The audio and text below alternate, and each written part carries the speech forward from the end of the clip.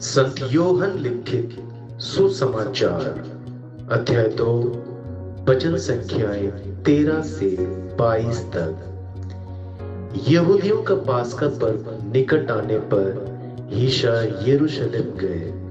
उन्होंने मंदिर में बैल, भेड़े और कबूतर बेचने वालों को तथा अपनी मेजों के सामने बैठे हुए सराफों को देखा। उन्होंने रस्सियों का कोड़ा बनाकर भेड़ों और बैलों सहित सबको मंदिर से बाहर निकाल दिया। सराफों के सिक्के चितरा दिए, उनकी मेजें उलट दी और कबूतर बेचने वालों से कहा, यह सब यहाँ से हटा ले जाओ, मेरे पिता के घर को बाजार मत बनाओ।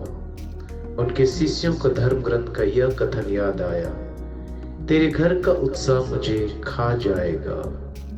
यहूदियों ने ईसा से कहा, आप हमें कौन सा चमत्कार दिखा सकते हैं जिससे हम यह जानें कि आपको ऐसा करने का अधिकार है। ईसा ने उन्हें उत्तर दिया, इस मंदिर को ढा दो और मैं इसे 3 दिनों के अंदर फिर खड़ा कर दूंगा। इस पर यहूदियों ने कहा, इस मंदिर के निर्माण में 46 वर्ष लगे और आप इसे 3 दिनों के अंदर खड़ा कर देंगे।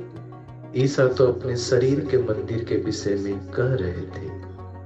जब वह मृतकों में से जी उठे तो उनके शिष्यों को याद आया कि उन्होंने यह कहा था। इसलिए उन्होंने धर्म ग्रंथ और ईसा के इस कथन पर विश्वास किया।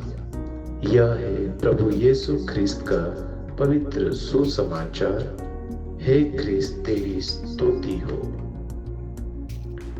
ख्रिस्त में मेरे माता पिताओं, भाई और बहनों और प्यारे बच्चों, आज संत योहन लिखित सुसमाचार का अध्याय 2 वचन संख्याएं 13 से 22 में यीशु द्वारा यरूशलेम मंदिर को शुद्ध करने की घटना का वर्णन है, जहां वह सच्ची पूजा और परमेश्वर का घर का आदर बनाए रखने की अपनी तीव्र भावनाओं को प्रकट करते हैं।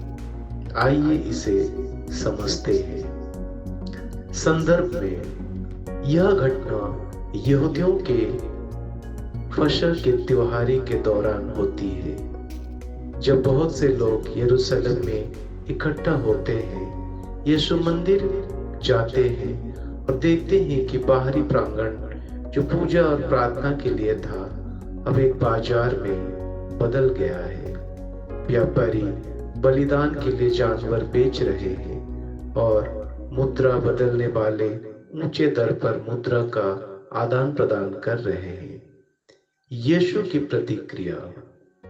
परमेश्वर के पवित्र स्थान के इस दुरुपयोग को देखकर यीशु क्रोधित होते हैं। वह एक कोड़े की रस्सी बनाते हैं, जानवरों को बाहर निकालते हैं, मुद्रा बदलने वालों की मेजें उलट देते हैं और उनके सिक्कों को बिखेर देते हैं। वह कबूतर बेचने वालों से कहते हैं, इन्हें यहाँ से ले जाओ, मेरे पिता के घर को बाजार मत बनाओ। यह उनके परमेश्वर के घर के आदर और पवित्रता को बनाए रखने की प्रति उत्साह को दर्शाता है।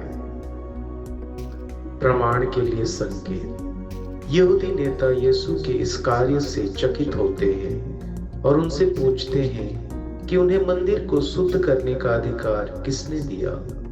यीशु जवाब देते हैं, इस मंदिर को नष्ट कर दो और मैं इसे 3 दिनों में फिर खड़ा कर दूंगा। नेता उनके कथन को गलत समझते हैं, यह सोचकर कि वह भवन के बारे में बात कर रहे हैं जिसे बनने में 46 साल लगे। लेकिन यीशु अपने शरीर की बात कर रहे थे, जो उनकी मृत्यु और पुनरुत्थान का संकेत था। इसका अर्थ है कि वही अब मंदिर है जहां परमेश्वर की उपस्थिति प्रकट होती है। उदाहरण स्वरूप, कल्पना कीजिए कि एक सामुदायिक केंद्र बनाया गया था ताकि वहां लोगों को शिक्षा दी जाए, प्रार्थना की जाए और जरूरतमंदों की मदद की जाए। लेकिन समय के साथ व्यापारियों ने वहां अपने स्टॉल लगा लिए जहां वे लाभ के लिए वस्तुएं बेच रहे थे, जिससे शोर और ध्यान भंग हो रहा है। इस केंद्र का वास्तविक उद्देश्य खो जाता है और यह अब अपनी मूल भूमिका को पूरा नहीं कर रहा है। ऐसे में एक व्यक्ति आकर सबको यह याद दिलाता है कि यह जगह सेवा और पूजा के लिए थी, ना कि निजी लाभ के लिए। इसी तरह यीशु लोगों को मंदिर के वास्तविक उद्देश्य के लिए वापस बुला रहे हैं, जो कि पूजा का स्थान होना चाहिए, ना कि व्यापार का। इस पाठ का मुख्य संदेश इस प्रकार है। यह पाठ विश्वासियों को पूजा में आदर बनाए रखने और पवित्र स्थानों में विकर्षणों और अनादर से बचने की महत्ता की याद दिलाता है। यह भी दर्शाता है कि यीशु नए मंदिर के रूप में पूजा केंद्र है, क्योंकि वही परमेश्वर से जुड़ने का मार्ग प्रदान करते हैं। इस पाठ का सारांश इस प्रकार है। यूहन्ना लिखित सुसमाचार अध्याय 2 वचन संख्याएं 13 से 22 में यीशु की सच्ची पूजा और परमेश्वर के घर का सम्मान के प्रति उत्साह को उजागर करता है।